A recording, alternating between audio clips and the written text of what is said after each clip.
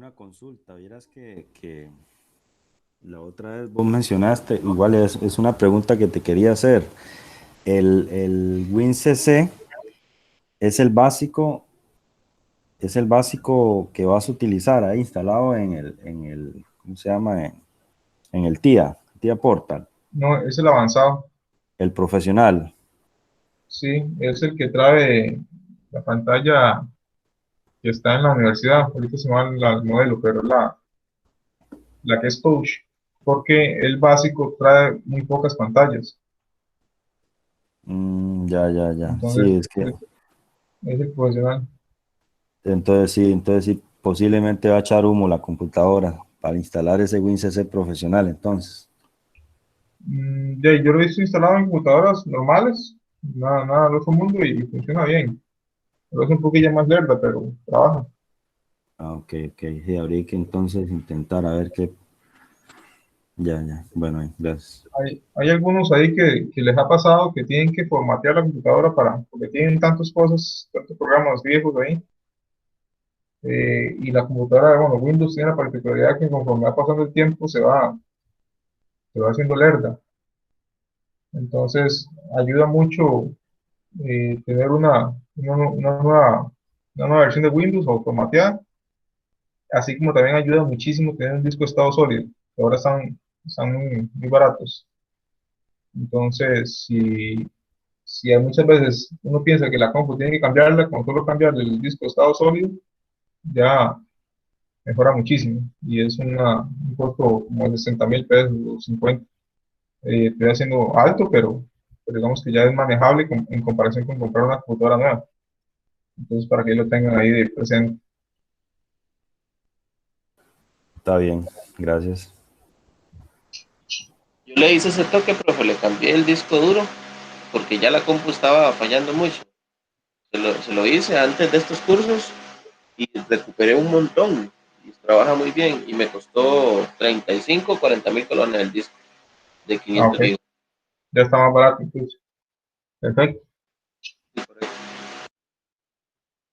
Ok, entonces, ahí ya están todos viendo la pantalla. Vamos a irnos al curso.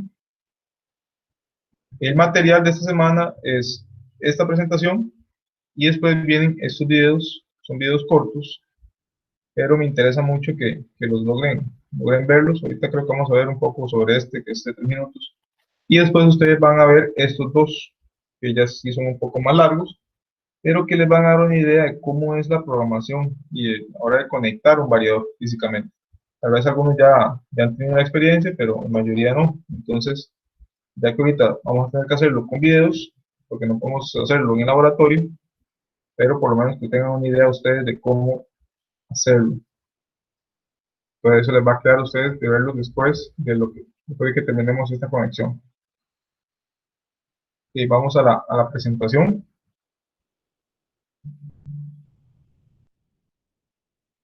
Variadores de frecuencia como tal.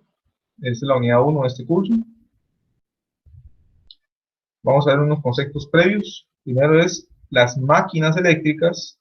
Ya ustedes llevaron un curso o están llevando lo que es máquinas eléctricas, donde ven motores, transformadores y demás.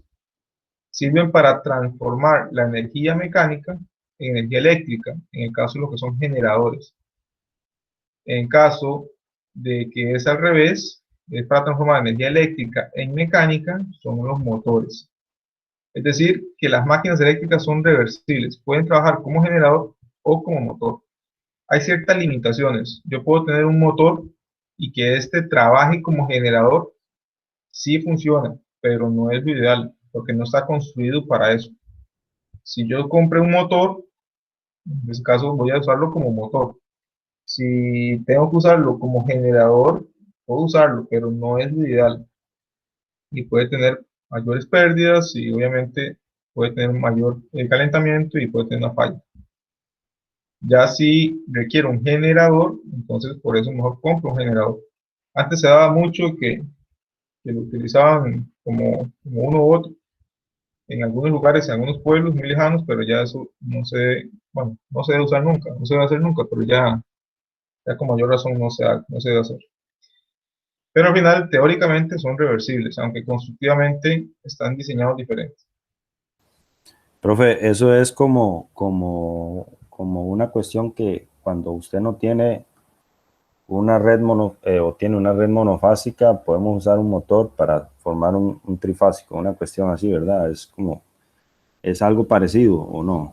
Sí, vamos, hay gente que agarra y en este caso tiene un motor monofásico y ese mueve a un motor trifásico.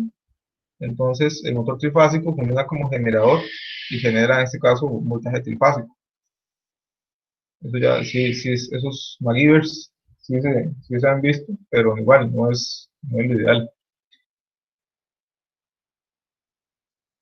Exactamente, en el caso de los variadores, vamos a trabajar con las máquinas asíncronas.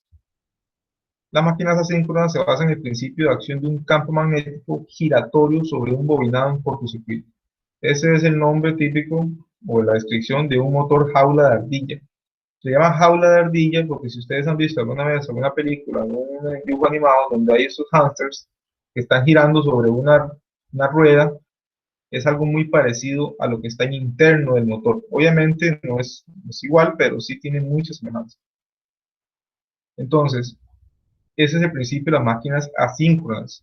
Se dice que son asíncronas porque no van exactamente a la misma velocidad, lo que quiere decir la velocidad en la que se mueve el campo magnético que va acá dentro del bobinado a la velocidad con la que va el eje.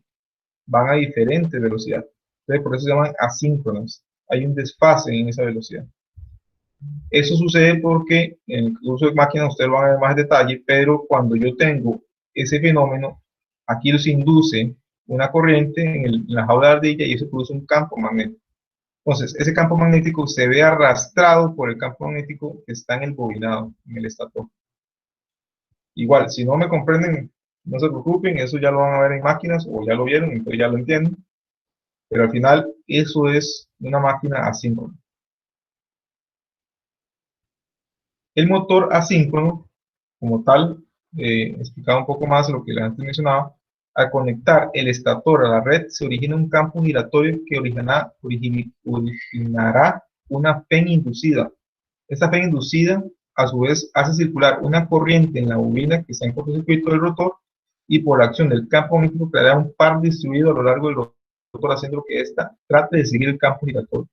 Dicho en otras palabras, yo cuando meto el voltaje, o ingreso el voltaje, o inyecto el voltaje en la corriente, en el estator al motor, aquí se va a formar un campo magnético giratorio. ¿Por qué giratorio? Porque recordemos que la señal es una onda senoidal, va variando en el tiempo, entonces por eso crea una señal giratoria, así es trifásico.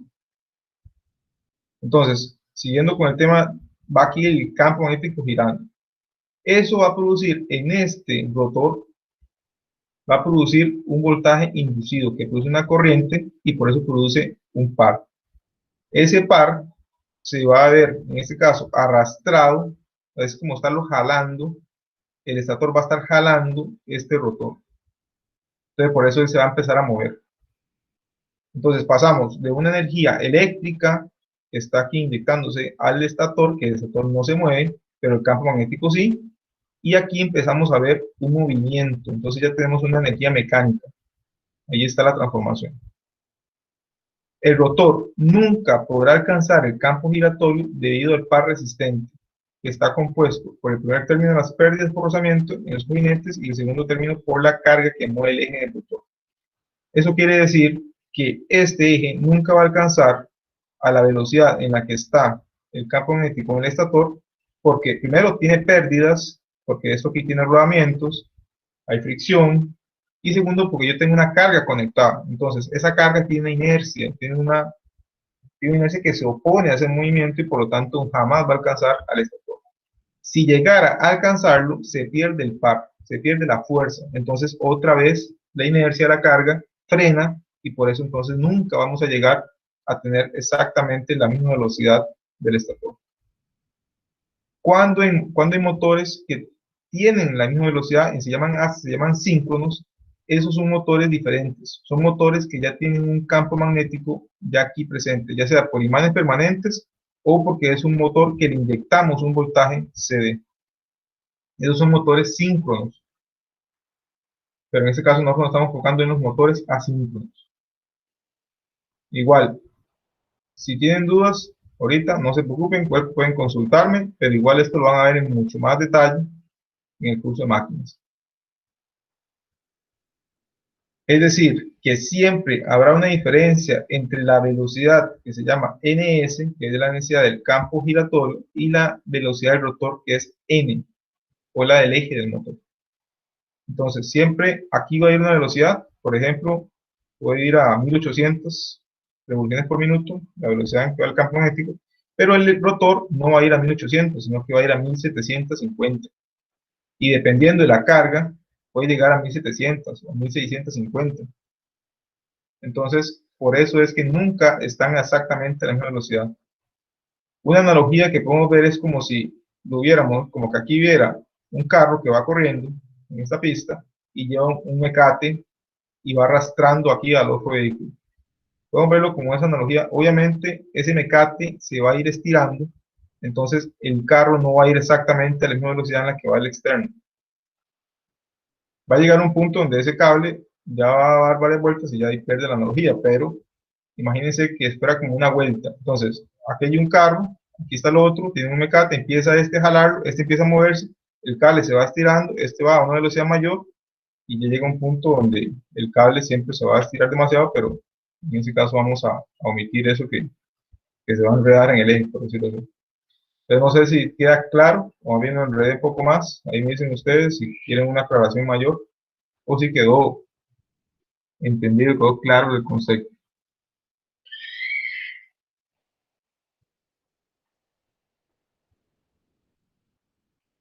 Está bien. Estamos bien, profe. ¿Ya llevaron máquinas o lo están llevando? Bueno, en el caso mío, yo ya lo llevé. Lo lleva, bueno, yo ya lo llevé, pero comenzamos con el COVID y sí, fue complicado. Estábamos comenzando con esta metodología de virtual. Okay. Profe, ¿eso te referís a máquinas 1 o a máquinas 2? Porque el 1 sí lo llevamos ya. Y por ahí siguieron el motor asíncrono, el motor jaula de ardilla. Creo que como por encimita nada más. Ok. En este caso, ¿por qué el jaula de ardilla es un motor tan popular comparado con otros motores? O este motor asíncrono. Tiene por dos cosas. Una, aquí no tengo nada conectado a este rotor, solo el eje, ¿verdad? Y el eje va a la carga. Entonces, me evito tener aquí, en este caso, los famosos carbones para rozar ahí lo que son las puntos para que tengan un voltaje interno. Esos carboncillos se gastan y hay que estarlos cambiando, entonces es un costo de mantenimiento mayor. Entonces me evito eso. Lo segundo es que son motores muy fuertes, constructivamente son muy fuertes y son mucho más baratos. Entonces, eso ha garantizado que este motor sea de los más utilizados a nivel mundial. Ustedes dirán, bueno, pero es que igual no va exactamente a la misma velocidad que va el estator. Sí, pero al final yo eso lo puedo compensar ¿con qué elemento? Con un variador de frecuencia. Con un variador yo puedo variar la frecuencia del voltaje que va en el estator y con eso varío la velocidad del rotor. Y puedo alcanzar las velocidades muy precisas. Entonces ya íbamos introduciendo el concepto del variador. Pero igual antes vamos a ver algunas ecuaciones importantes. Esto que está acá es la diferencia o la velocidad en la que va el eje. Y se basa en esta ecuación que es la velocidad síncrona menos la velocidad síncrona por el deslizamiento. O podemos verlo como esto también. Al final esto no nos interesa tanto, pero igual siempre hay que tener buenos conceptos. El deslizamiento es igual a la velocidad síncrona menos la velocidad del eje entre la velocidad síncrona. Es una relación, siempre es un valor que está por debajo de 1. Esta es la que ustedes van a tener que memorizarse de ahora en adelante. La velocidad síncrona. Esta velocidad es la del estator, recuerden. Pero va a ser igual a 60 por la frecuencia en Hertz, la frecuencia de línea que ustedes están alimentando ese motor entre el número de polos, pares del motor. Cuando hablamos del número de polos, volviendo aquí un poco, el motor tiene unos polos en donde se van a colocar los bobinados, en este caso de cada una de las fases. Dependiendo de la cantidad de polos, así va a ser la velocidad de sincronización o la velocidad de sincronía de ese motor. Entonces, vean que esta ecuación nos dice que yo puedo variar la velocidad del motor por medio de dos variables. Una es cambiando el número de polos, lo cual no es nada fácil, pero si hay motores que tienen esa condición, que porque ya es algo constructivo, o cambiando la frecuencia. Entonces, si ustedes tuvieron que tomar la decisión que yo quiero o requiero para un proceso, estar cambiando la velocidad del motor, ¿qué cambiarían ustedes? ¿O la frecuencia o el número de polos? Frecuencia.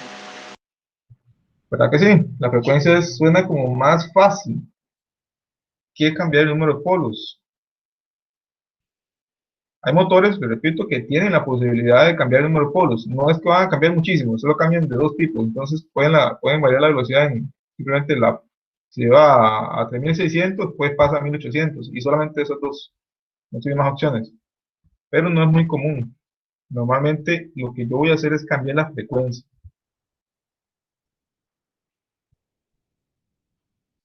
Entonces, aquí hay un ejemplo.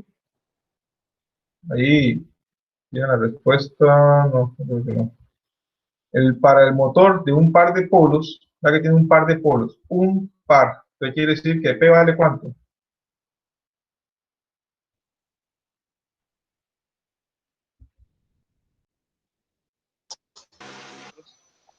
Exacto. Yo la hice. Porque eso confundimos. Es un par.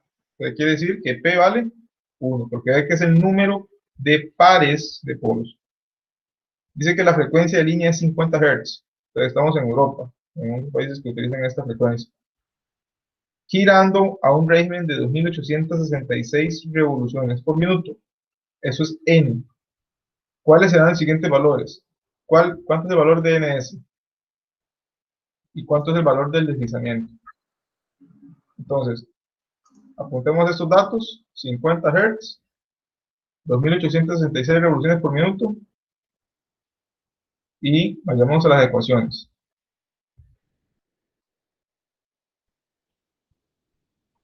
Tenemos N, nos están pidiendo S.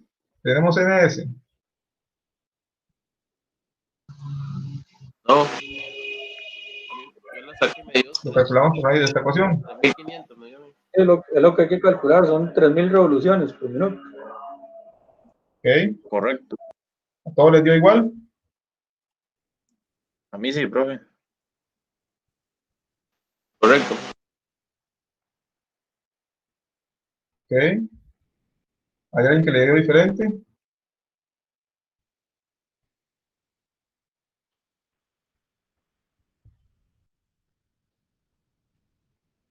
Ok, aquí sería 60 por 50 dividido entre 1, entonces nos da que en S es 3000.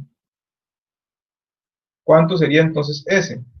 Sería 3000 menos 2866 entre 3000. 0,045.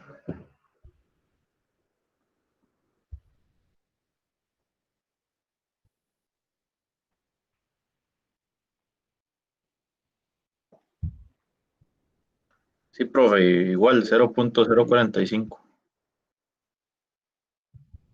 Ok, perfecto. Entonces ya aquí podemos decir cuánto es cada uno de ellos. NS dio 3000 y S dio 0,045. Entonces vean que esos cálculos son relativamente sencillos,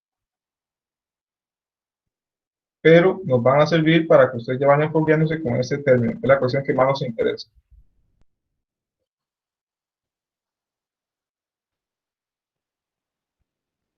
Que ya empezamos con el tema del variador de frecuencia. Ya vimos conceptos, ahora vamos a entrar ya en la práctica de la teoría. Variador de frecuencia. Este es un regulador electrónico de velocidad que está formado por circuitos que incorporan transistores de potencia, como el caso de los IGBTs, que es un transistor bipolar de puerta aislada. Este IGBT es una mezcla entre un MOSFET y un BJT. Pero si ahorita no está muy relacionado con eso, no te preocupes que más adelante lo van a ver. Si no lo ven conmigo en electrónica de potencia, lo van a ver en el transcurso de la carrera. O tristores, siendo el principio básico de funcionamiento de transformar la energía eléctrica de frecuencia industrial, o sea, 60 o 50 Hz, en energía eléctrica de frecuencia variable. Normalmente, este es un diagrama típico de un variador. Tiene un rectificador, tiene un circuito intermedio y tiene un inversor. Y obviamente tiene aquí una unidad de control que controla cada una de estas etapas. ¿Cómo es físicamente un variador? Ese es el caso de los Siemens. Pero casi todos los variadores tienen formas muy similares. Tienen una parte de un controlador, panel local, y después en la parte de atrás, aquí abajo, tiene todo lo que es la parte de potencia. Aquí tiene el cerebro, aquí tiene las conexiones. Normalmente casi siempre anda así. Comunicaciones, entre otras cosillas. Profe, ¿Sí? hay un compañero que dice que lo acepte, que está intentando ingresar. Ok, no lo escuché. Ok, entonces, ese sería el variador. El variador de trabajo puede ser manual o automático, según las necesidades del proceso, ya que tiene una gran flexibilidad de que ofrecen este regulador, permitiendo hallar soluciones que puedan tener puntos de trabajo óptimos en todo tipo de procesos. Pueden ser manejados por controladores tales como PLC o señales digitales. ¿Qué es manual o automático? Manual es que ustedes llegan y lo apagan, lo encienden con un botón y le regulan la velocidad con un potenciómetro, con algún HMI, una cuestión así. Automático es que el control, en este caso el PLC o el equipo de control, va a regularlo de forma automática, va a controlar. ¿Cuándo tengo esa necesidad? Cuando el proceso ya está automatizado y obviamente la frecuencia la va a controlar el PLC. La mayoría de las marcas incluyen dentro del propio convertidor protecciones para el motor, tales como protecciones contra sobreintensidad, sobretemperatura, fallos por desequilibrios, defectos de tierra, etc. Además de ofrecer procesos de arranque y frenado suaves mediante rampas de aceleración y de frenado, lo que redunda en un aumento de vida del motor y las instalaciones. Entonces, el variador no solamente me permite variar la velocidad del motor, sino que también me lo protege. Me va a dar indicaciones cuando el variador tiene un problema de temperatura, porque hay algunas veces que le conectamos ahí un termistor y nos dice si él está a una temperatura mayor a la que debería, entonces para el motor y nos evita que este vaya a sufrir algún daño. Igual, cuando tengo algún desperfecto en la línea de alimentación del variador y veo que hay una sobretensión o hay un desequilibrio en las fases, este va a proteger al motor, porque recordemos que el variador hace una rectificación y después hace una inversión del voltante. Entonces, esas distorsiones en las líneas no lo va a ver el motor. Todo eso permite aumentar la vida útil del motor. Los variadores no es algo propio de la industria, sino que ahora lo estamos viendo cada día más en nuestra vida cotidiana. Ustedes pueden dar un ejemplo o un par de ejemplos de en dónde se utiliza el variador en nuestra vida cotidiana. En nuestros hogares o en algunas instituciones que visitamos, como la universidad o oficinas.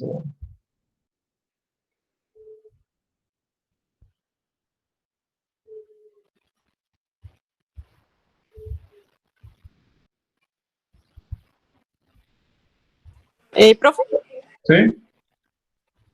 pues tal vez no se me ocurre en mi vida cotidiana, pero al menos en el trabajo, en el primer trabajo que yo tuve, habían unas grúas y usaban variadores porque cuando la grúa se acercaba al lugar donde tenía que dejar la carga, tenía que bajar la velocidad y también para bajar carga tenía que ir despacio. Primero iba rápido y luego despacito, despacito. Ahí fue el primer contacto con los variadores. Ok, ok. Pero en nuestra vida cotidiana también hay muchos ejemplos. Un caso típico ahora que es muy común son los famosos aires acondicionados, que les llaman inverter. Antes los aires acondicionados eran un control on-off. Arrancaban al 100% para arrancaban al 100% para. Ahora ya no, ahora ya tienen un variador que regula las revoluciones, entonces eso logra tener un mayor ahorro en el uso del aire. Otro ejemplo, también hay algunas refrigeradoras ya más nuevas que también son inverter. Ese es un nombre de publicidad, pero al final lo que tienen es un variador de frecuencia. Y ahora que está muy de moda son los carros eléctricos. ¿Ustedes cómo creen que varía la velocidad de un carro eléctrico? Habrá diferencias, pueden haber modelos que utilicen un motor CD, pero normalmente la mayoría, por lo menos que yo he visto, utilizan motores AC. Y para variar la velocidad utilizan variadores. Entonces, cada día más bien vamos a ver más de estos equipos en nuestras vidas. Claro, nosotros nos vamos a enfocar en los industriales, no nos vamos a enfocar en los más comerciales, sino que vamos a aplicar a la parte de automatización. Pero para que ustedes vayan a ir pensando en que también ya se van introduciendo cada vez más en nuestra vida cotidiana. ¿Ok? ¿Cuáles son algunos beneficios de los variadores? Algunos beneficios es que mejora el proceso de control y por lo tanto la calidad del producto. Yo con un variador puedo decirle al proceso, manténgame la velocidad de la línea en tanto. Y dependiendo de la carga, puede que haya más producto, menos producto, el sistema logra compensar y mantener la velocidad siempre. Entonces es un ejemplo. Se pueden programar también para un arranque suave, una parada y freno también suave, o con funciones de arrancador progresivo. ¿Qué significa un poco esto? Ustedes tal vez cuando vieron máquinas, ahí les comentaron de que la corriente de arranque de un motor siempre es muy alta. Entonces, esta corriente de arranque puede ser hasta 3 a 5 veces la corriente nominal del motor. Esa corriente, si el motor está arrancando constantemente, ese pico de corriente, si es un motor muy grande, eso me lo van a cobrar. El dice me lo va a cobrar o la empresa de la distribuidora. Entonces, yo puedo con el variador decirle, no, arranque suavemente para que esa curva no se vaya tan alta, sino que vaya muy suave y no genere ese pico. Eso me ayuda a tener menor costo y también me ayuda a alargar la vida del motor. Pero también puedo tener un beneficio que sucede en algunas plantas, por ejemplo, en una planta cementera, donde los variadores son regresivos. Entonces, ¿qué significa eso? O regenerativos, más bien es la palabra. Eso significa que cuando el motor ocupa parar, en ese momento el variador se convierte en un elemento que extrae la energía del motor y le vuelve a inyectar a la red. Entonces, eso es como también en los vehículos eléctricos sucede que cuando ustedes frenan, el sistema es regenerativo y más bien en el frenar recarga la batería. Porque el motor ya no está como motor, sino está como generador. Entonces, eso me permite esa cuestión de regenerar o de insertar la energía y no perderla en la nada, en el calor. Tiene un amplio rango de velocidad, también me permite controlar el par y la potencia, me permite generar velocidades continuas y discretas. Tengo lazos cerrados de velocidad, me permite regular que siempre haya igual, como les daba el ejemplo a ustedes de la banda transportadora, que independientemente si tengo unos cuantos productos o está llena, siempre va a ir a la misma velocidad. Puede controlar varios motores, hay algunas especificaciones o algunos casos donde yo con un variador puedo conectar varios motores. Hay algunas aplicaciones en donde eso es factible, hay otras en donde yo tengo que regular diferentes velocidades, entonces ya no puedo utilizar eso. Me permite un factor de potencia unitario, eso es muy importante. El factor de potencia, si no lo saben o si no lo van a ver más adelante, es un factor, el factor de potencia me cobra multa. Si yo tengo un factor de potencia de bajo 0.25 o bajo 0.9, dependiendo de la potencia que consumo, yo puedo recibir una multa. Entonces, el factor de potencia con variadores es 1. Eso me evita esas famosas multas por bajo factor de potencia. Tiene una respuesta dinámica comparable con los drivers DC. Esto tal vez no les quede tan claro a ustedes, pero antes, para controlar velocidad y controlar torque, se utilizaban motores CD. Entonces son motores muy caros, motores muy complicados de mantener, y el variador lo sacó del juego. Tiene capacidad de bypass ante fallas del variador. Esto es lo que preguntaba antes el compañero. ¿Qué es eso, bypass? Cuando yo tengo una falla, en el caso de los IGBTs, que son los que realizan la inversión, o tengo un problema en lo que es el diodo, de la parte de la rectificación, hay algunos variadores, no todos, hay algunos variadores que tienen la capacidad de, con un contacto directo, brincarse el variador. Se lo brincan. Entonces, de esa manera, ya el motor no va a regular velocidad, pero va a operar. Va a trabajar a su velocidad nominal, o a la velocidad de que le dé la carga, pero ya va a trabajar. Eso es lo que refiere con el bypass. Antes, la protección que mencionamos, nos permite proteger el motor, y nos permite dar también el famoso marcha paso a paso, el famoso jog. Pero cada vez que uno le da un pulso, entonces el motor se mueve un poquito, está moviendo poquito a poquito. Y eso me sirve algunas veces para ir como acomodando algunas cargas o acomodando algunas bobinados o cosas así. Y ahorro energético, pero vean que dice en algunas aplicaciones. ¿Por qué es importante esto? Que en algunas. Porque cuando los variadores se empezaron a hacer famosos, todo el mundo llegaba y decía, instale un variador para que ahorre energía. Y eso no siempre es cierto. Cuando yo ahorro energía con un variador, cuando yo tengo fluctuaciones en la velocidad de la carga. Por ejemplo, si yo tengo una bomba que me alimenta un proceso, y hay veces que esos procesos tienen un mayor consumo de fluido, o a veces tienen menos consumo, entonces está regulando, tiene que estar variando. Antes eso se hacía con unos reguladores, ahorita vamos a ver en el video un poco sobre eso, pero antes se hacía con unos reguladores. Eso, el motor siempre trabajaba a su máxima capacidad, y con un elemento mecánico yo regulaba eso me genera pérdidas, porque al final estoy desaprovechando la energía. La estoy consumiendo en otro momento y por otro lado la estoy sacando porque no ocupo tanto. Entonces, ahí sí tengo un ahorro energético. Pero hay casos donde el motor siempre está trabajando al 100%, siempre está a su máxima velocidad y está trabajando al 100%. Entonces, en esos casos donde el motor siempre trabaja a plena carga y a su plena velocidad, instalar un variador no me va a hacer ningún efecto, más bien va a consumir más energía. Entonces ahí no voy a ahorrar la energía. Ahí simplemente estoy pagando un lujo que no ocupo. Entonces siempre hay que ser cuidadoso en este tema de que no siempre ahorra energía, sino en algunas aplicaciones. Okay, antes de entrar a las etapas, no sé si hay alguna consulta.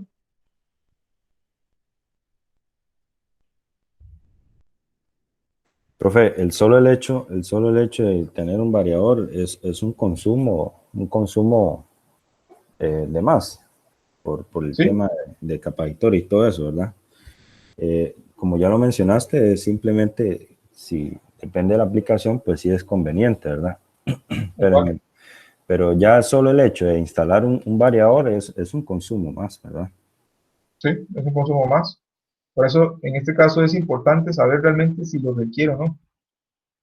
Porque si lo requiere, me va a tener, aunque tenga un consumo mayor, voy a tener siempre un ahorro. Pero el ahorro va a ser mayor que el consumo que tenga el variador. Entonces ahí va a ser rentable. Pero si el motor está fijo siempre en plena carga y está trabajando siempre a la misma velocidad y yo no ocupo variarla, no hace falta instalar un variador. Eso es Si como yo- en el caso, disculpa, eso es como en el caso por conveniencia. Si tenés una red monofásica, el variador puede hacerlo trifásico, ¿verdad? Ahí Sí, sería ya por un tema de conveniencia, pero igual habría un consumo de más. sí, exacto. De ahí sería por un tema de conveniencia, como tú dices. Pero igual, en ese caso es y por esa conversión vas a consumir un poquito de energía. ¿Que dónde se consume esa energía? Y esa energía se consume en estos elementos activos. Vean que ahorita no he detallado esto, pero vean que aquí hay diodos, aquí hay capacitores, aunque esta es potencia reactiva, igual estos inductores, pero aquí también hay transistores. Todos estos elementos disipan energía. Entonces, al final, esa energía, ¿a dónde se va a consumir? En estos elementos. Al final, si yo no ocupaba un variador, entonces estoy como, por así decirlo, dándome un lujo, gastando un montón de plata en un variador y gastando energía que no realmente requería. Pero igual, si es que tengo un monofásico y ocupo pasar a trifásico, es un costo que tengo que pagar por esa conversión. Ahora bien, también existe cuando yo quiero, en este caso, por ejemplo, este motor, lo que quiero es reducir la corriente de arranque, ya ahí entra otro equipo, no es un variador. Ahí entra otro equipo que se llama arrancador suave. El arrancador suave en sí no tiene una etapa de rectificación, sino que lo que hace es ir variando un poco lo que es el voltaje. Tiene una etapa activa como es con transistor, pero lo que me hace es ir variando un poco para que esa curva no sea esa curva de la corriente de arranque no sea tan alta, sino que me la reduce. Entonces, ahí en uno de los videos también viene una comparativa entre arrancador suave y un variador, porque no siempre se requiere un variador. Hay algunas veces que con un arrancador suave, si lo que yo busco es reducir la curva de arranque, me funciona. Si no ocupo variar velocidad. Si ya me dicen, es que quiero bajar la curva de arranque y quiero variar velocidad, ahí sí ya tengo que irme con un variador. Ok, entonces, no sé si hay otra consulta, sino para seguir con las etapas.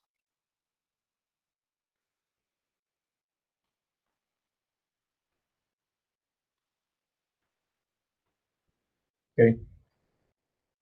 Acá en las etapas del variador, normalmente vamos a verlas como tres etapas. Tengo la etapa rectificador, la etapa circuito intermedio y la etapa inversor. El rectificador es como ustedes vieron en CD o en CA, vieron un circuito rectificar con unos diodos. Estaba el semipuente y estaba el puente completo, que es este.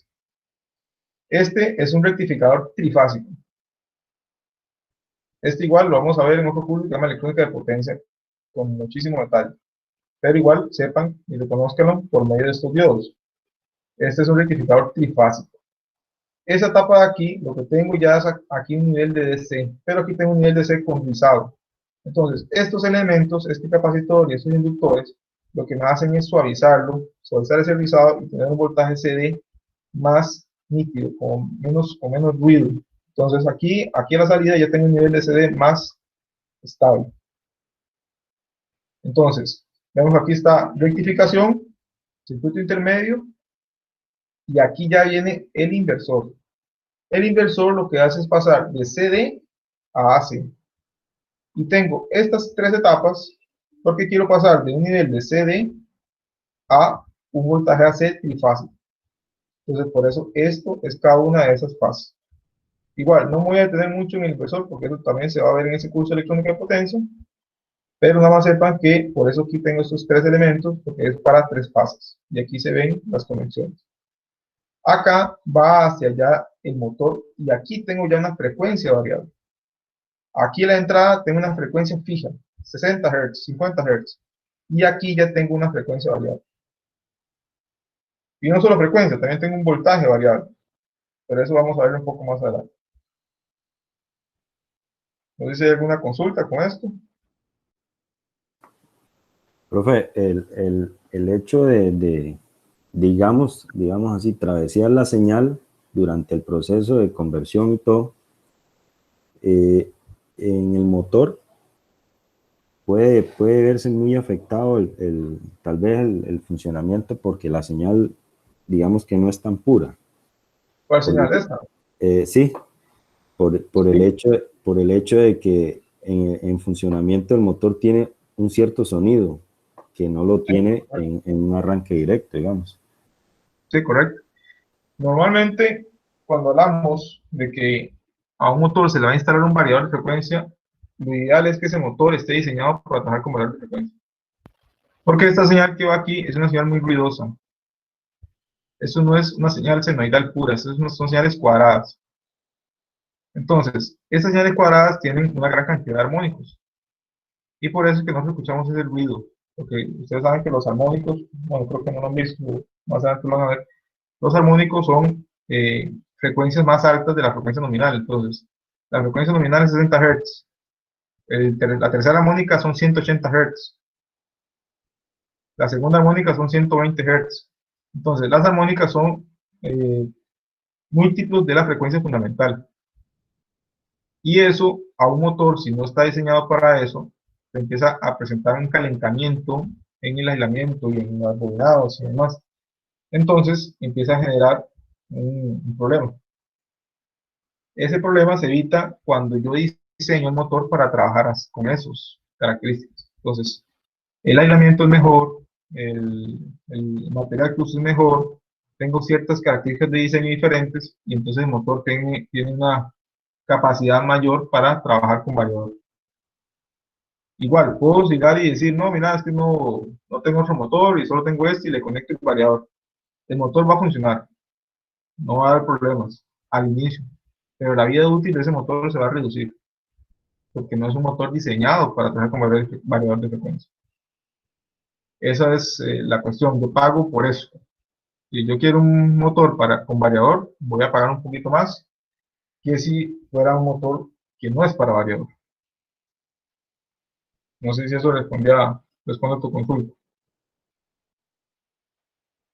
Sí, sí, muchas gracias. Perfecto, entonces vamos a seguir. Los rectificadores, igual, mencionados, no vamos a poner mucha bola acá, pero para que ustedes sepan, hay rectificadores que son con diodos, sencillitos, vean que aquí no hay control de nada, es un diodo, entonces no puedo controlar un voltaje CD constante acá. En cambio, tengo otros que ya vienen aquí con un tiristor. Entonces, este elemento yo aquí puedo controlar y puedo reducir el voltaje CD, puedo aumentarlo, reducirlo, dependiendo de este elemento. Y otro que es un rectificador controlado, que aquí vean que ya tengo todos, son tristores, no son diodos, vean que aquí tiene este pincito, este conector. Estos tristores ya me permiten regular de mejor forma el voltaje CD que tengo acá. Entonces, de esa manera tengo esa capacidad.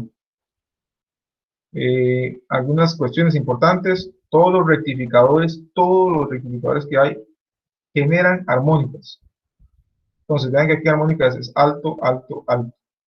Todos los variadores son cargas no lineales. ¿Qué quiere decir cargas no lineales? Que la forma del voltaje y la forma de la corriente no son proporcionales. Si yo tengo una resistencia, la forma de la corriente y la forma del voltaje son proporcionales. Lo que cambia es la amplitud. Ustedes ya conocen la ley de Ohm. Entonces, no hay ninguna distorsión. En cambio, estos elementos activos, generan distorsiones en la corriente. Entonces, eso lo convierte en cargas no lineales. Y esas cargas no lineales generan muchos armónicos. Y esos armónicos son nocivos para los otros elementos que están conectados a la red eléctrica. Entonces, por ejemplo, si yo pongo un variador y a la par pongo una computadora, o pongo otros elementos que sean más sensibles, me los puede dañar. ¿Qué es lo que se hace? Lo que se hace es que se pone aquí, antes de la conexión al variador, se pone un filtro, que ese filtro recibe el nombre de reactor de línea. Ese es el nombre pomposo, reactor de línea. ¿Qué es? Al final son bobinas. Esas bobinas me ayudan a filtrar los armónicos y me evitan que me vaya a dañar otros equipos más sensibles que estén conectados a la misma red eléctrica que están conectados a los variadores. Entonces, simplemente es un comercial ahí adicional para que tengan ustedes presente.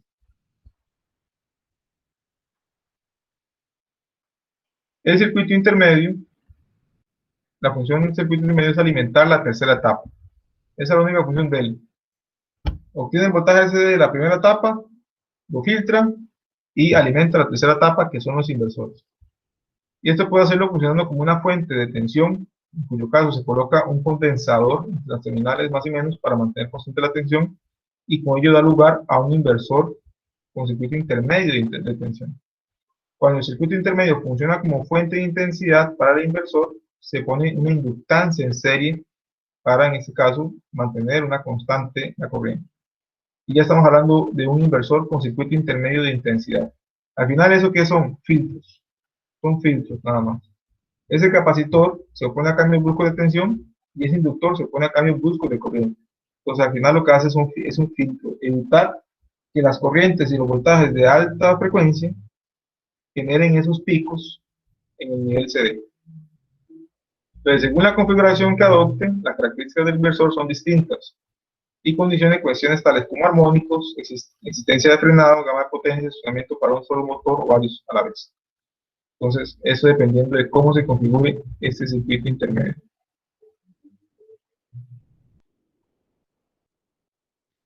Y la última etapa es el inversor. Ese es un inversor de 6 etapas. ¿Por qué 6 etapas? Porque tengo 6 elementos. Y esta es la forma de la salida. Vean que es una onda cuadrada. ¿Qué esperaría? El motor espera una onda senoidal, pero le estamos entregando una onda cuadrada. Sin embargo, como el motor está diseñado para trabajar con variador, no le afecta esta señal cuadrada con una gran cantidad de armónicos, él simplemente le da igual. Esta que está acá es una frecuencia y esta es otra frecuencia. ¿Logran ver las diferencias? Vean que el periodo es diferente. El periodo de esta de acá es mucho más extenso que el periodo de esta de acá. Entonces, si se acuerdan de las fórmulas, frecuencia es igual a 1 entre el periodo. Entonces, si el periodo es más pequeño, quiere decir que la frecuencia es más alta. Son inversamente proporcionales. Esto de acá me va a generar una velocidad más baja y es una velocidad más alta del motor. Y vean que tiene la misma forma cuadrada, la diferencia es que las frecuencias son diferentes. Y también recuerden que les había mencionado el voltaje, ¿se acuerdan? Que el voltaje también lo cambiaba, no solo la frecuencia. Aquí también se ve que este pico de voltaje es diferente a este pico de voltaje. Y por último, vean la corriente. La corriente, lo ideal es que fuera una onda senoidal. Pero vean que tiene este montón de picos acá. ¿Y eso por qué se da? Eso se da porque aquí tengo elementos no lineales, que son los IGBTs o los cristales. Y esos elementos van a producir estos picos de corriente que al final, si el motor, vuelvo y repito, no está diseñado para trabajar con variador, estos picos de corriente los va a recalentar y va a reducir su vida útil. Si el motor está diseñado para eso, no le va a afectar.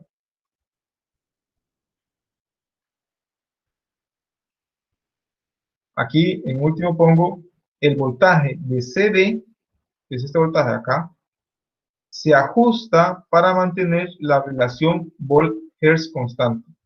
Esta relación volt-hertz es necesaria para garantizar que el motor trabaje bien y no vaya a sufrir daños. Entonces, por eso es que a mayor frecuencia, en este caso, el voltaje es mayor, y a menor frecuencia, el voltaje se reduce para mantener esa relación. Este es un inversor tipo PWM, que es lo que más se usa hoy en día. Vean la diferencia. Este es siempre la misma forma, el mismo ancho, simplemente aquí es mayor, aquí es menor, pero al final es el mismo ancho. Este de acá, el ancho es variable, por eso se llama modulación de ancho de pulso. Ya no tengo niveles diferentes, sino que el nivel de voltaje siempre es el mismo, lo que cambia es el ancho del pulso. Entonces, con eso logro, al reducir ese ancho de pulso, logro que el voltaje medio sea esto que está aquí en la línea punteada. Y vean que la corriente ya se asemeja un poco más a una onda seno, aunque tiene ese montón de picos, ya no tiene los picos tan grandes como tenía este otro acá. Entonces, ahora, la gran mayoría de los variadores es con salida PWM. También reduce la cantidad de ruido eléctrico y es más benevolente con los motores. Igual, este es a una frecuencia y este es a otra frecuencia. Pero vean que el voltaje es el mismo acá, pero el voltaje medio sí es diferente. Entonces, siempre mantiene igual la misma relación volt-hertz. Este inversor consiste en 6 IGBTs, que es la nueva tecnología, no tanto, pero digamos que es la más reciente, que se encienden y apagan en una secuencia tal que producen un voltaje que forma pulsos cuadrados que alimentan el motor. Para variar la frecuencia del motor, el número de pulsos y su ancho se ajusta, resultando en un tiempo de ciclo mayor para bajar la velocidad o un tiempo de ciclo menor para subir la velocidad. Para cada frecuencia específica hay un número óptimo de pulsos y anchos que producen la menor distorsión armónica en la corriente. Esta relación no la vamos a ver aquí. Esta relación se ve en electrónica de potencia. Pero eso va a generar una menor cantidad de armónicos y eso va a ser más bueno para el motor. La relación volt-hertz que antes mencionaba se incrementa al bajar la velocidad para reducir la velocidad del motor y la corriente se incrementará llegando a ser excesiva. Si por el contrario la relación volt-hertz se reduce al subir la frecuencia, para elevar la velocidad del motor, la capacidad de torque se verá reducida. Entonces hay que llegar a un punto de equilibrio. Y ese punto de equilibrio se ve representado en esta relación que está acá. Entonces, ¿qué es lo que va a hacer el variador? En menor frecuencia, menor voltaje. Pero llega un punto donde yo llego a la frecuencia nominal, ya que aquí está a 60 Hz, y ya no puedo seguir aumentando el voltaje. ¿Por qué? Porque ya la red no me da. Entonces ahí queda constante. Pero conforme yo voy reduciendo la frecuencia, voy reduciendo el voltaje, para mantener esa relación de volt-hertz.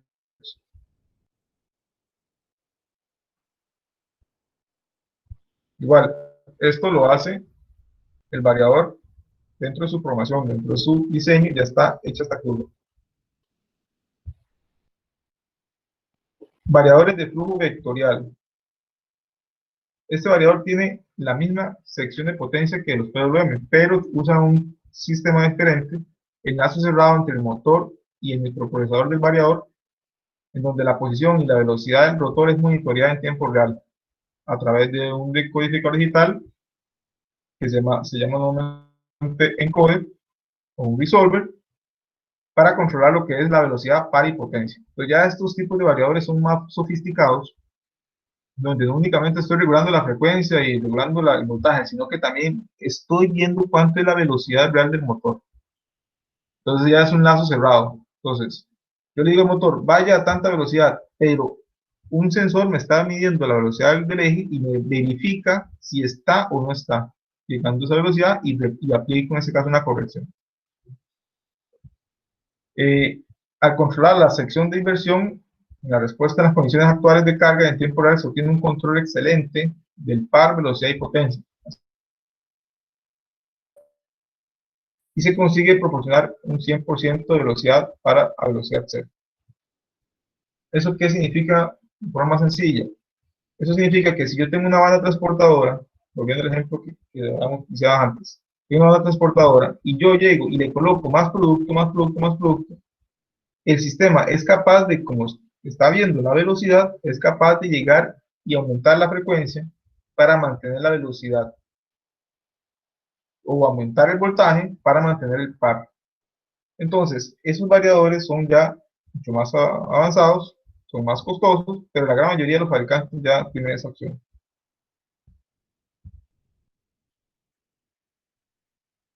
Como que le decía, la gran mayoría de los fabricantes ya tienen esa opción, en tecnología enfocada al control de par, más que al control de velocidad. El objetivo es controlar el par del motor en lugar de la velocidad y por lo tanto tiene respuestas más rápidas y precisas a las variaciones del par demandado por acá.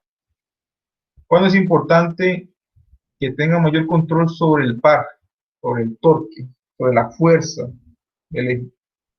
Un caso muy específico que tal vez algunos tienen experiencia es en las bobinadoras, en los equipos donde yo tengo que mantener una tensión de lámina, como Metalco, Alunasa, Entonces, en esos ejemplos, o en bandas transportadas también, en esos ejemplos no me interesa tanto la velocidad.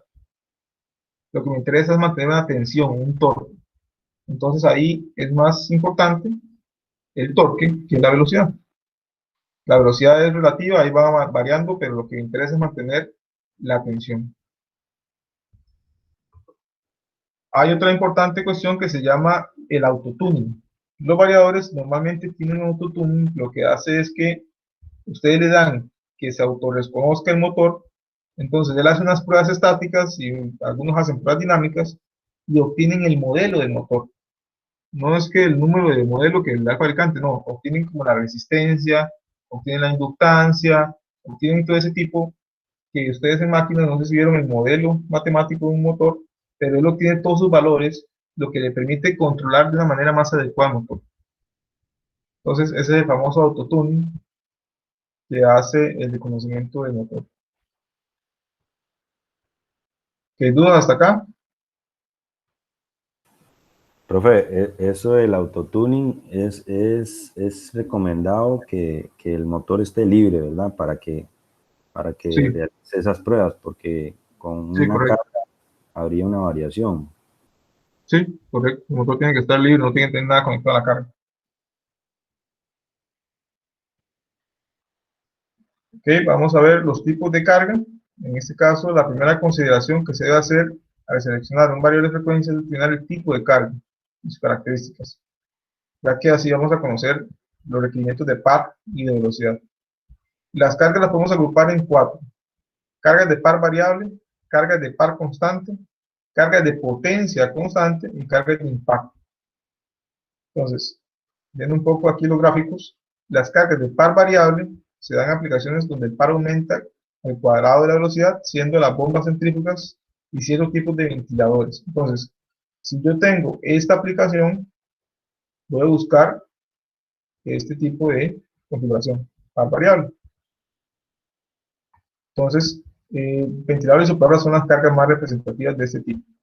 Entonces, vemos que el torque va variando en esta forma. Entonces, yo ocupo este tipo de carga, con este tipo de configuración. Las de par constante son cargas en las que el par no es función de la velocidad, sino que permanece constante. Entonces, aquí lo vemos siempre, aquí fijo. Se logra aquí el par, siempre la fuerza, siempre está aplicando la misma fuerza en el eje, ya sea que vayamos a 0 RPM o vayamos al 50% o vayamos al 100%. Entonces, vean aquí par constante. Son cargas, en este caso, con aplicaciones típicas como accionamientos de tracción, bandas transportadoras, bombas de desplazamiento positivo, grúas o malacates, son ejemplos de ese tipo de par constante. ¿Por qué par constante? Porque yo siempre ocupo levantar, en el caso de la grúa, por ejemplo, ocupo que vaya levantando el peso siempre, independientemente de la velocidad en la que esté levantando la carga, siempre tenga la misma fuerza para levantar esa carga. Cargas de potencia constante. Entonces, de aquí cambia un poco, donde la potencia es la que tiene que tener una cierta constancia. Entonces, para ciertas velocidades, ella se va a mantener con este tipo de curva, pero después de la velocidad nominal, vean que la potencia se mantiene relativamente constante. No es constante porque no se mantiene recta acá, pero sí se mantiene casi constante. Pero vean aquí dice, HP se mantiene casi constante. Esta carga de potencia constante es cuando se opera por encima de la velocidad base. El par requerido decrece mientras la potencia se mantiene casi constante. Estas aplicaciones son típicas en molinos y en bobinadoras. Las cargas de impacto, en este caso son máquinas que cuentan con embragues. La operación cíclica, como por ejemplo prensas de estampado, donde el par es intermitente y no es función de la velocidad. Entonces aquí vemos, por ejemplo, que aquí tengo el par. Aquí no hay una gran fuerza, pero aquí crece, se mantiene y después otra vez se libera. Aquí no hay nada, crece, se mantiene y se libera. Entonces son cargas de impacto. Entonces por eso ellos están como prensas de estampado, algunas herramientas también tienen esa condición, donde tengo que aplicar una gran fuerza constante y después libero. Entonces es un tipo de carga de impacto. Ok, eso es todo lo que es la teoría del variador. Ahora bien, ustedes van a ver estos dos videos. Primero este, que es un video muy interesante, ahí resume muy bien lo que vimos hoy. Y este otro para que sepan la diferencia entre un arrancador suave y un variador de frecuencia.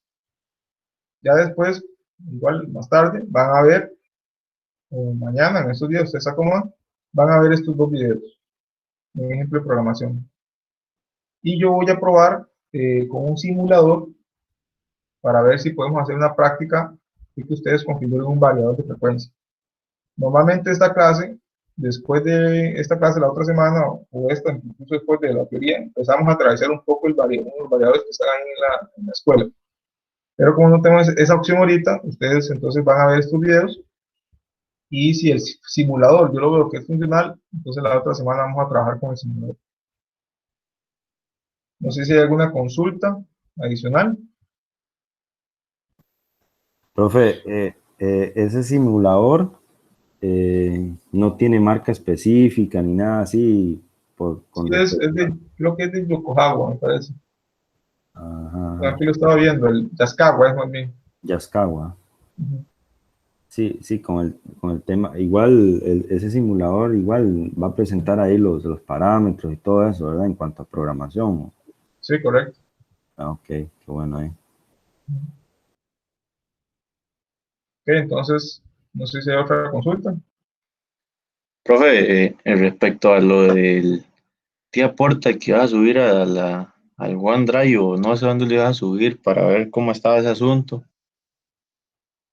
Sí, voy a subirlo. Yo creo que sí, ya creo que lo había verificado la semana pasada, entonces ya voy a subirlo en estos días. Antes de la próxima clase, ya ustedes lo pueden ir descargando e instalando. Incluso lo que podemos hacer es, porque el tema de las licencias sí tiene un procedimiento, entonces voy a pasarles el link, lo descargan, lo instalan, y la licencia lo que hacemos es que yo les muestro la próxima semana, ahí hacemos un espacio para mostrarles cómo se instalan las licencias. Ya ustedes puedan ir teniendo ya el TIA Portal al 100%. Profe, y a mí que no me funciona la licencia, no importa que lo tenga instalado y eso, sí se puede como volver otra vez como a que funcione otra vez con la licencia, nada más, porque es como que no me funciona la licencia. Sí, ahí nada más haz la prueba de que hacerlo, abrir el TIA Portal, pero como administrador. Haz esa prueba, como le das clic derecho y dice ejecutar como administrador, entonces haz esa prueba también para verificar que no son temas de permisos. Y igual vamos a instalar licencias para que ya tengan, si fuera un problema de licencias, que ya las que tienen están vencidas, entonces las licencias que les voy a pasar son licencias ilimitadas, entonces no se les va a vencer.